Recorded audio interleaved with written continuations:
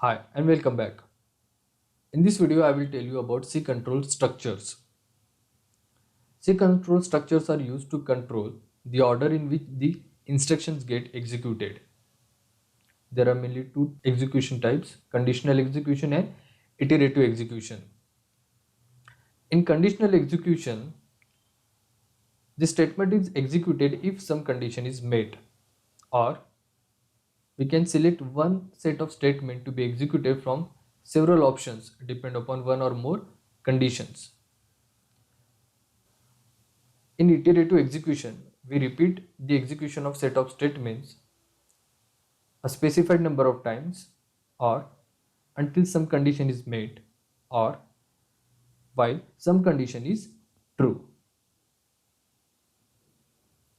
Let's start with if-then structure. In this structure, we execute a set of statement if and only if some condition is met. For example, if A is less than B. If this condition is true, then only the statement 1 and statement 2 will get executed. If this condition is false, the statement 1 and 2 will not get executed. Here, for comparison, we have used less than operator. In place of this less than operator, we can use other operator like equal to, not equal to, less than equal to, greater than equal to, any non-zero value, 1 or 0. Any non-zero value will consider as a true, 1 is also considered as a true, and 0 is considered as false. To combine one or more conditions, we can use Boolean operators. Double ampersand is a AND operator and Boolean operator. Double vertical lines or Boolean operator. Here is the example. If n is greater than 1 and n is less than 5. When these both conditions become true, then only the entire condition become true and if statement get executed. In this example, if either of these condition is true, if statement will get executed. Please note that double ampersand and double vertical line are the Boolean operators and not a bitwise operators. Bitwise operator will write like this: single and single vertical line. Here also you note that double equal to sign is a relational operator, whereas single equal to sign is a assignment operator. Okay, now let's quickly look at if then else structure. In if then else structure execute one set of statement if the condition is met and an alternate set if the condition is not met.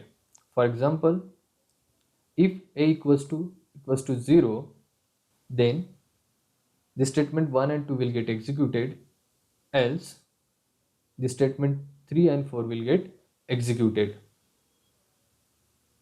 What if we want more condition to be tested? In that case, you can use nested if else statement. For example, if n equals to 1, then statement 1 will get executed. Else if n equals to 2, if this condition is true, then statement 2 get executed. If n equals to 3, then this statement is executed. If not 1, 2 or 3, then statement 4 will get executed. Switch statement. Switch statement is a compact alternative to else if structure for multi-way decision that tests one variable or expression for number of constant values. Here is the example. If the value of n is 0, statement 1 get executed. If the value of n is 1, statement 2 value. If the value of n is 2, then statement 3. Else, this by default, statement 4 will get executed. Now let's see iterative C control structures. First one is while loop structure. Here we repeat a set of statements as long as some condition is met. For example, while a is less than b. Till the time this condition is true, statement 1 and 2 will get executed continuously since it's in a loop.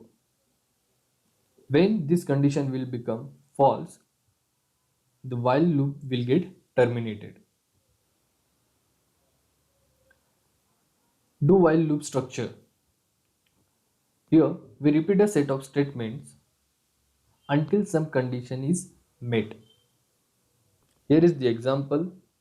You can see here while condition is tested after do statement. Since the condition is tested after the execution of set of statements, so the statement are guaranteed to be executed at least one. So first statement 1 and 2 will get executed, and then we will check for while condition.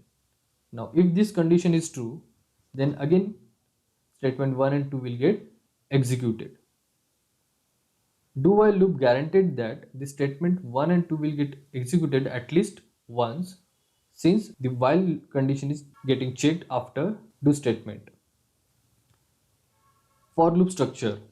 For loop is a more compact form of while loop structure. Here is the example. For m equals to 0, m is less than 200, m plus plus. This condition is what we call initialization.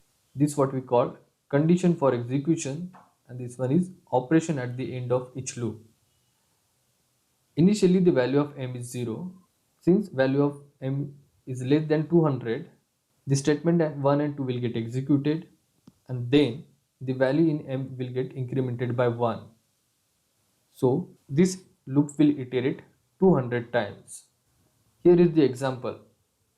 We normally use for loop statement in embedded C to generate time delay.